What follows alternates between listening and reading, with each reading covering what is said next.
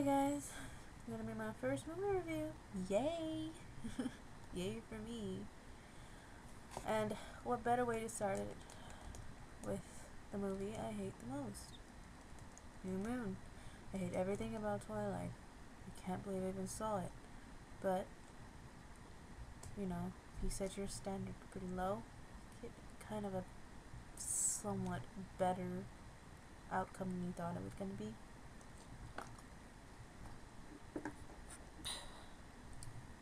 So, it's just gonna be really quick. I saw this movie about a month, well, last year actually. And needless to say, there were, just get this clear out of the way, a bunch of, the girl fans and such, with the whole, oh my god, he has his shirt off. It's like, oh my gosh, shut the fuck up. But I digress. So, I'll give the movie one credit. Good credit. Has a really nice score. Good gothic feel. Alexander Desplat, who also did the score for Coco Chanel movie, he did a pretty good job. Did a good job on this one. I was intrigued by the score and from the very beginning. So it was probably one of the things that got me to the movie. Now, this movie could have been good. I give it credit for trying. I did see the first one. That sucked ass. I wanted to shoot myself in the head for seeing that movie too. But I wanted to know what was going on in the sequel in order to understand it. So, yes. First movie sucked ass. Second movie still sucked ass, but not as bad. Still sucked.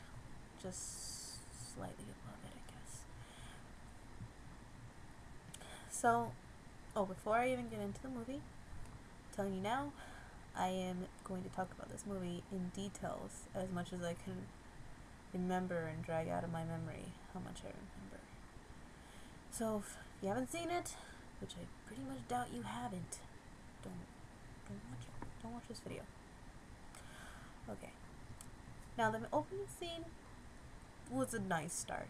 Bella's metaphors in her dream where she's afraid of getting old, which got really old throughout the movie, that she was going to be an old woman and that Edward was going to still be young and he's still going to love her, but it's just going to not be the same. And, the other latter half of the movie where it's like, oh, I'm going to take off my shirt and sparkle like a fag. I digress. So anyways, the movie goes on to the relationship. Let's just skip to the birthday thing. The birthday thing I didn't understand at first. It was like, what the fuck? Why the hell is she mad about being 18? But figured out that that's soon enough in the metaphor. Duh. But the party. The party scene made me laugh. I'm sorry. But Jasper's constipated look, he's just like, I got a people cut, guys. What am I gonna do? When she clearly knows she's around vampires, that her blood is really nice to smell. That doesn't make much sense. Why are you gonna be there if, vampires like your blood and, they're vegetarian? Yeah, but... And then the whole breakup thing, where it's just like, oh, I don't need you anymore because I can sparkle on my own. Just JK. That scene, I really honestly wanted to feel bad for her. I honestly did. I went through something like that. Everyone goes through something like that. That whole, oh, I can't live without you and things like that. But you move on. I could not feel sorry for her. I was kind of, I hate to say it, little smiley when he left her, and she's crying and she's all crumply on the ground and stuff. That kind of made me laugh. I don't know why. But anyways, the whole depression and things like that was just like, it annoyed me. It really annoyed me that I was like, okay, I understand you're depressed for a while, but not that long. You cannot just sit there and do, and I know it was a metaphor, I'm not stupid, but just sit there and just be in a depression and a hole and not want to do anything. It's just like, okay, did you take a dump every now and then? But anyhow, now, like, again, the movie could have had real potential. I'm not gonna lie, the movie had some potential, but the characters barely scratched any surface. None of them had any depth. They were very shallow. They just seemed like just slapped on characters that we're just gonna talk like this, and we're gonna be like this, and we're just gonna look at each other. The only one that I maybe showed some warmth and emotion was probably Jacob, and that wasn't even that much anyway.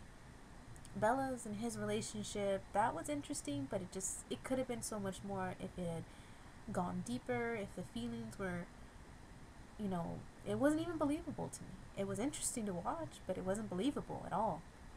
I felt that it was just there. Here we are, we're two friends, and we're gonna just say we are dating. I didn't know what was going on with them. That was the weird part. And the fact that she kept clinging back and forth between the both of them, it was like, dude, just stop. You got problems. You got some major problems if you can't live without one. You said he was the love of his life, and he was the love of your life, or whatever he was.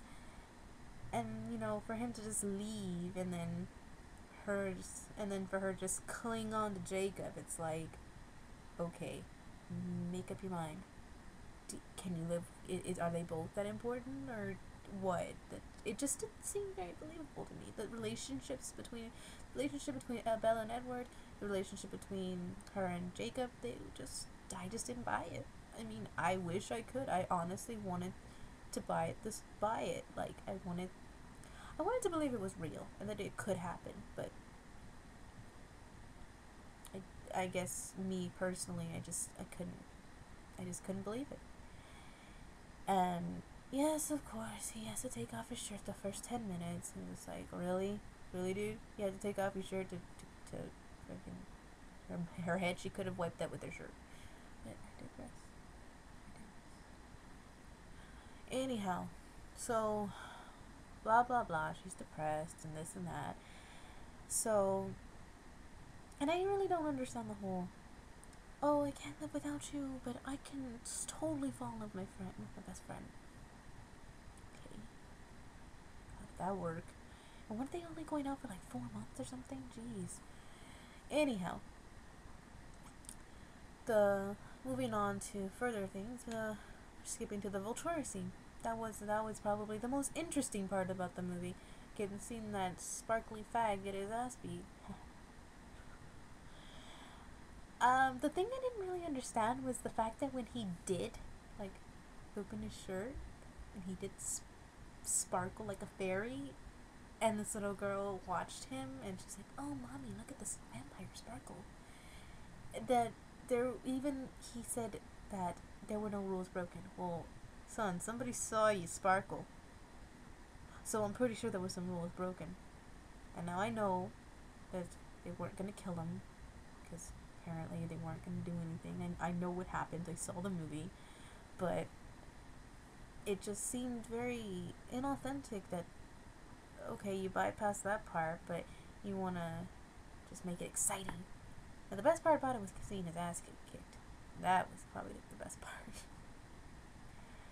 And then the whole, oh, well, she knows about us, but it's okay, because she's going to be a vampire with us. It's like, huh?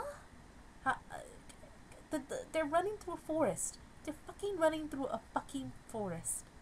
Okay. That doesn't show she's a vampire. Did I see any teeth? I just saw her running. That was it. They look constipated. And then the end, where he's just like, oh, marry me, Bella, and blah, blah, blah. It's like, and Jacob's like, oh my god, I'm so sad she's gonna be a vampire. Like, dude, werewolves don't cry. They do not cry. Huh. I don't know. I give this whole movie 3 stars. And lucky I gave it 3 stars. Because I just like watching it. It's ass beat.